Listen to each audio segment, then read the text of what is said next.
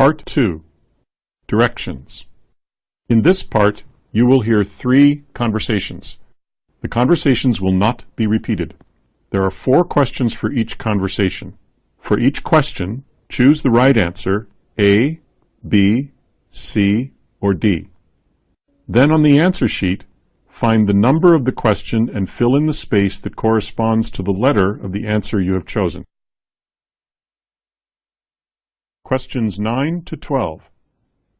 Listen to the discussion between 2 exchange students, Martha and Peter. First, you have some time to look at questions 9 to 12.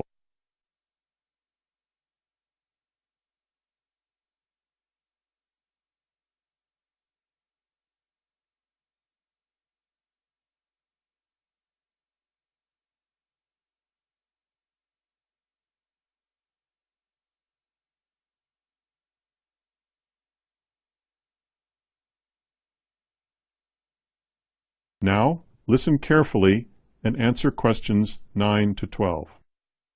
I'm sure that's effective.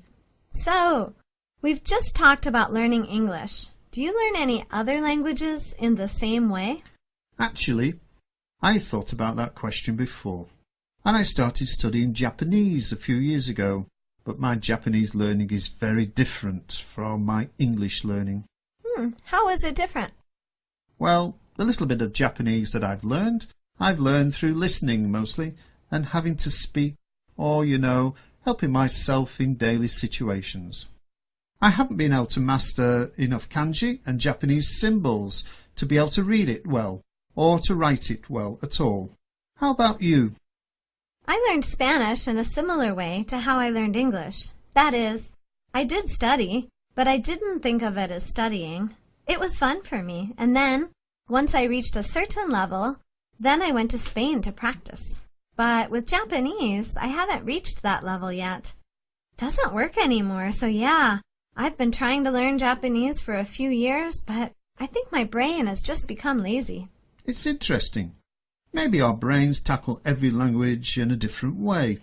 I don't know. Maybe so. Do you think age matters for language learning? I would like to say no, but I think there are different factors. So surely, when you're young, you learn faster. And I think especially because there's nothing else that's occupying your mind. You're just studying. Maybe you go to high school or even university, so it's easy to take on another subject. So age might have something to do with it? But I have this old friend who retired and then started studying French successfully. So I think it has a lot to do with your motivation, maybe. Your interests, maybe? That's right. I was just going to say maybe more so than age. Yeah, maybe when you're young you might be more eager to learn, but if you have the same kind of motivation when you're older, then why not?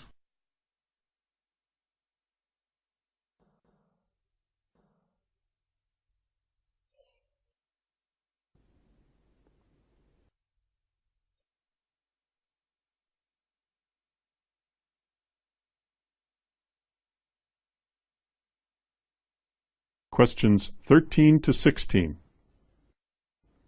Listen to the conversation between Emma, the tourist, and Felipe, a local person from Ecuador. First, you have some time to look at questions 13 to 16.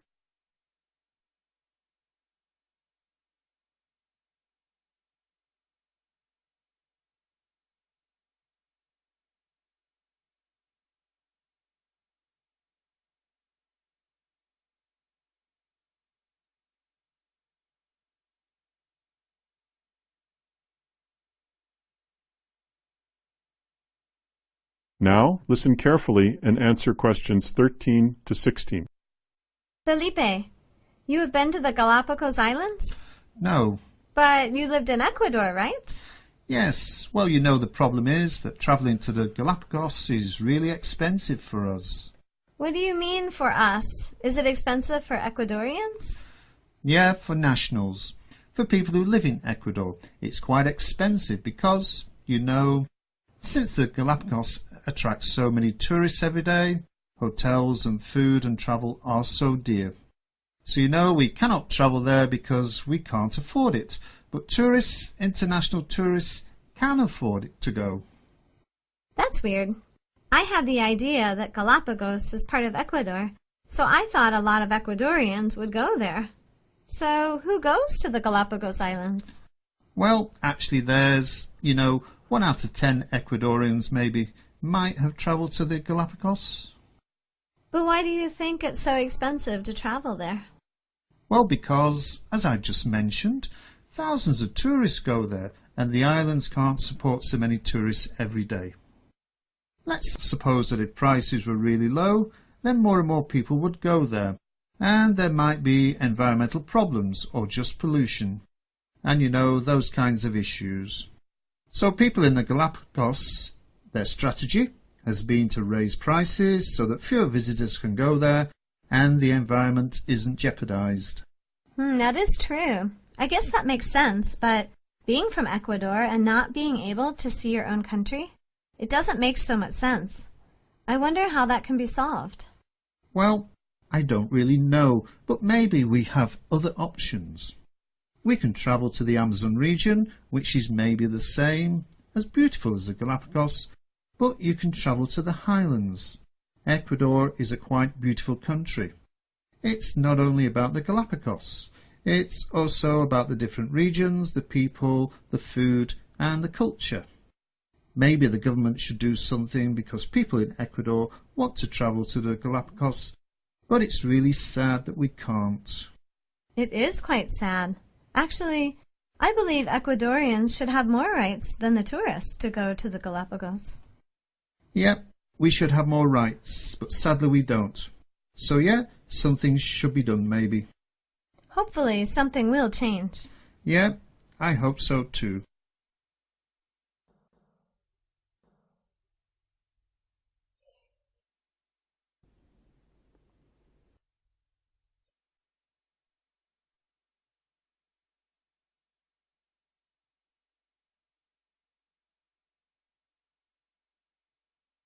Questions 17 to 20. Listen to the conversation between Todd and Katya. First, you have some time to look at questions 17 to 20.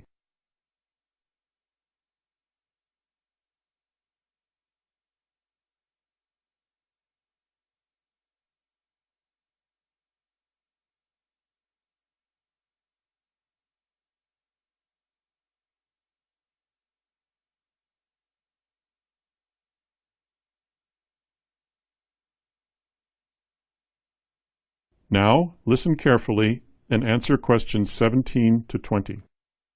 So, Katya, you were talking about how you had an internship and how you actually made the transition from university to the working world and an internship, and now you've actually gone back to the university world.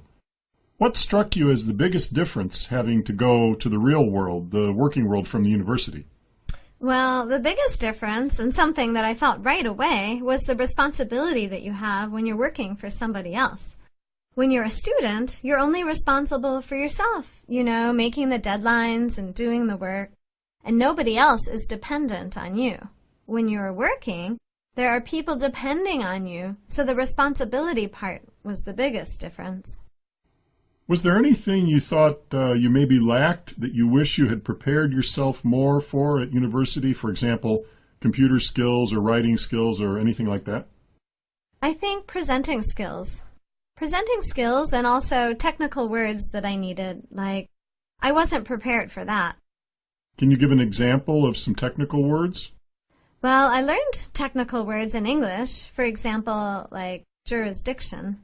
But I didn't know how to say it in Spanish, even though that's my native language.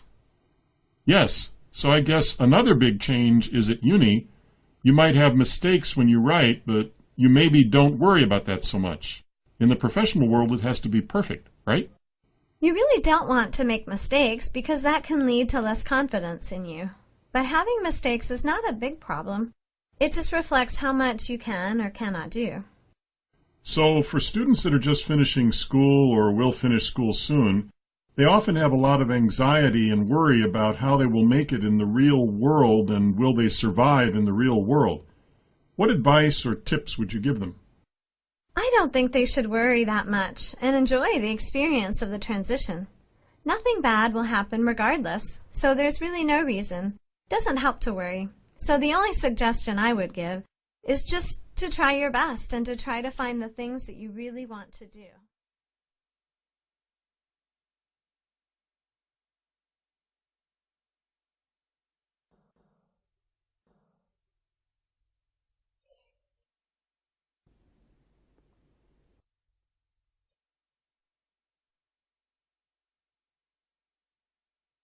That is the end of Part 2.